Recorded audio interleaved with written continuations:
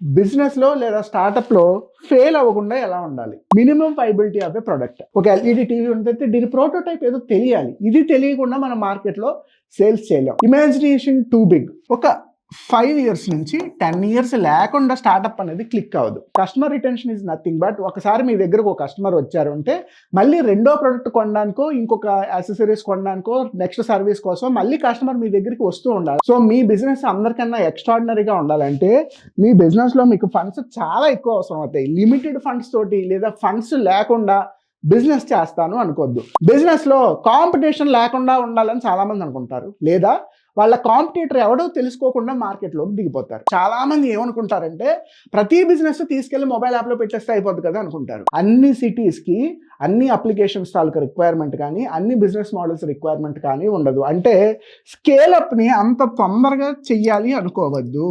మీ startup లో co founders లో కానీ, కీ మేనేజర్ పర్సన్స్ లో కానీ బ్యాడ్ టీమ్ ఉన్నా, ఈవెన్ ఎంప్లాయీస్ లెవెల్లో కూడా బ్యాడ్ టీమ్ ఉందంటే మీ స్టార్ట్అప్ ఫెయిల్ అవుతుంది. మీ స్టార్ట్అప్ కి బిజినెస్ కి ఎప్పుడూ కూడా రాంగ్ ప్లాన్ ఉంది అంటే అది కూడా 100% మిమ్మల్ని ఫెయిల్ చేస్తుంది. సో రాంగ్ ప్లానింగ్ అనే మిస్టేక్ని కూడా మనం స్టార్ట్అప్లో 100% అవాయిడ్ చేయాలి. 2025లో మనం ఆటోమేషన్ లేకుండా, ఇన్నోవేషన్ లేకుండా, తక్కువ టైంలో ఎక్కువ పని చేయలేకపోయామంటే మన బిజినెస్ ఫెయిల్ అవుతుంది అని అర్థం.